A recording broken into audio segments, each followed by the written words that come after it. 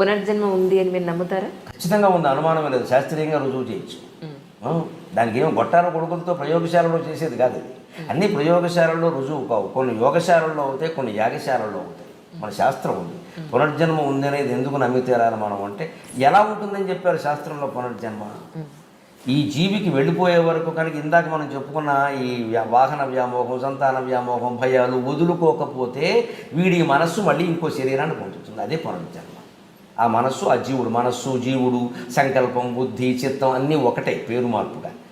వీడు మళ్ళీ ఇంకో జన్మ ఎత్తుతాడు. ఎందుకని? ఈ మనస్సులో ఇవన్నీ ఉండవాలి. ఎలా ఎత్తుతాడో తెలుసా? రాత్రి పడుకుని కలగంటున్నాం మనం, నిజానికి అది ఇంకో జన్మ అండి.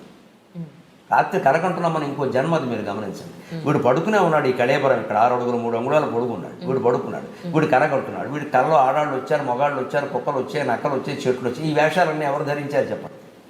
వీడే కదా, పడుకున్నవాడే కదా.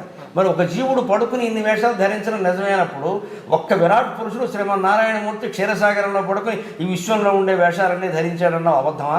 పక్కా నిజం, పక్కా నిజం. జరుగుతున్నది ఒక కళ. బ్రహ్మసత్యం, జగన్ మిథ్య. Total life, total world is a dream, nothing but is a dream. ఇది కళ, ఇది కళ. నేను మీతో మాట్లాడటం సహా కళ. ఇది గ్రహించగలిగితే మనిషి ప్రశాంతంగా ఉంటాడు. మనిషి ఒప్పుకోలేడు దీన్ని. అదేమిటండి, కనపడుతోంది కదండి. కనపడుతోంది అంటున్నవాడు ఎవడో చూడు. కనపడుతోంది అంటున్నవాడు ఎవడు? కళ కూడా కనపడింది. కళ కన్నప్పుడు కనపడిందే లేదా? కనపడుతున్నంతసేపు నిజం అనుకున్నామా లేదా? బయటకు వచ్చాక కదా నిజం కాదని తెలిసింది.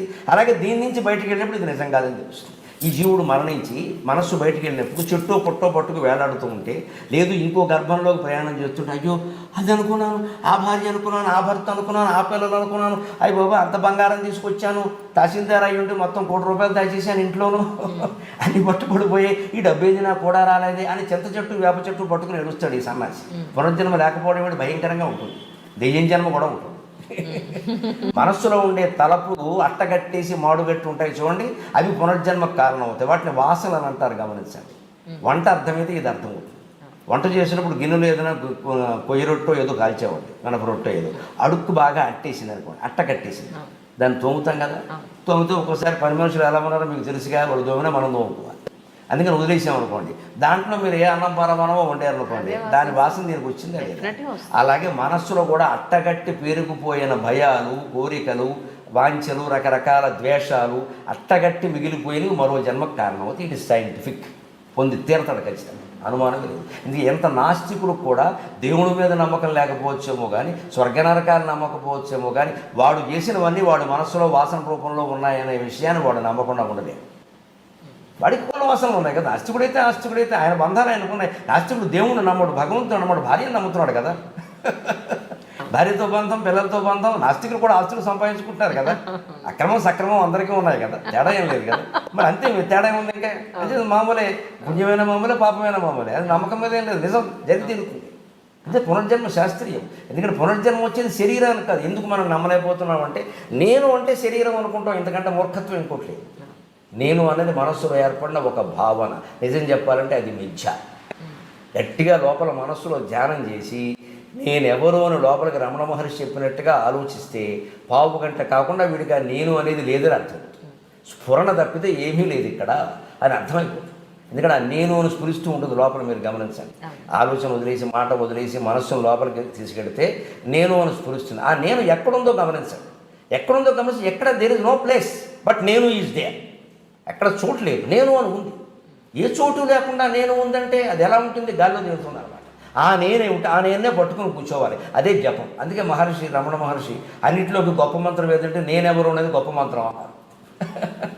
ఆలోచన చేస్తే మనిషికి శరీరం తాను కాదని తెలుస్తుంది. ఆ నేనులోనే దృఢంగా ఉండగలిగిన వాడికి పునర్జన్మ ఉండదు. వాడు జీవితంలోనే అన్నీ వదిలేశాడు. ఇలాగే సంతాన వ్యామోహం, వాహన వ్యామోహం, భయం అన్నీ కూడా వదిలేశాడు. ఈ జీవితంలోనే వదలడం కోసమే మనకు అమర్నాథ్ యాత్రలు, సత్యనారాయణ వ్రతాలు, అక్షతృతి వ్రతాలు ఇవన్నీ పడితే వీటి నుంచి మళ్ళీ డబ్బులు ఆశిస్తున్నాం, పురుళ్ళు ఆశిస్తున్నాం, పుణ్యాలు ఆశిస్తున్నాం అంటే ఏమనుకోవాలి జాతిని? అసలు తెలుసుకోవాల్సిన తత్వం తెలుసుకోకుండా వీటిని పట్టుకు వేలాడుతాం. తెలుసుకుంటే మీరు అక్కడికి వెళ్ళక్కర్లేదు. వెళితే మంచిదేనమ్మా, కాదనేదేముంది, వెళ్ళండి. హాయిగా ఇంకా గొప్ప అనుభూతి కలుగుతుంది. ఇప్పుడు ఈ కథ తెలిసిన నాకు అమరనాథ్ ప్రత్యక్షంగా చూసాను కూడా దివ్యానుభూతి కలుగుతుంది. అనుమానం ఏముంది? తెలుసుకుని వెళ్ళాలి. కానీ నాకేదో అక్కడ వెళ్ళగానే ఎలా తెలిసిపోతుంది? ఏం తెలిసిపోయింది? అంటే మన మనిషిలో సహజంగా ఉండే ఒక బద్ధకం ఏంటంటే కృష్ణమూర్తి గారు చెబుతారు అదే విషయం. నీకు ఏమీ నువ్వు కష్టపడకుండా, నువ్వు ఉన్న చోటు నుంచి కదలకుండా, ఏదో చోటుకి వెళ్ళడం వల్ల, అక్కడ ఏదో మునగడం వల్ల, ఇక్కడ ఏదో ముట్టుకోవడం వల్ల, వారు ఎవరినో చూడడం వల్ల నీకు వచ్చేయాలి. ఇది దురాశ కదా? నిజమేనండి. ఎవరో మహాపురుషుని సందర్శించామండి, మనకి ఏదో వచ్చింది అంటే కష్టపడ్డాడు ఆయన, బోల్డు తపస్సు చేశాడా? అంత తపస్సు నువ్వు చేయకుండా ఆయన తపస్సును గోకేసుకుందామని చూస్తున్నావు ఆ కాళ్ళకి దండం పెట్టి. అన్యాయం కాదండి ఇది, స్వార్థం కాదు. ఆయన కాళ్ళకి దండం పెట్టి ఆయన తపస్సును గోకేసుకుందామని చూస్తున్నావు. పుణ్యపురుషుల దర్శనం అండి, మాకు అన్ని అద్భుతానుభూతులు ఎందుకు ఆశిస్తున్నావు? అసలు ఆయనలా ఉండాలని ఎందుకు అనుకోవు?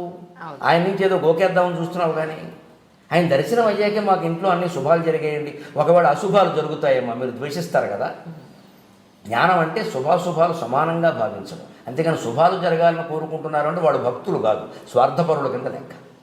మీకున్న మెంటల్ సాచురేషన్ పాయింట్కి సినిమాని చూస్తారా మీరు అసలు? ఒకప్పుడు నేను సినిమా రివ్యూస్ రాసేవాడిని అండి. అవునా? ఇప్పుడు పరిస్థితి ఏమిటో? ఇప్పుడు చాలా తక్కువ అండి. రీసెంట్గా లాస్ట్ మీ మూవీ ఏది? రీసెంట్ చూసిన మూవీ?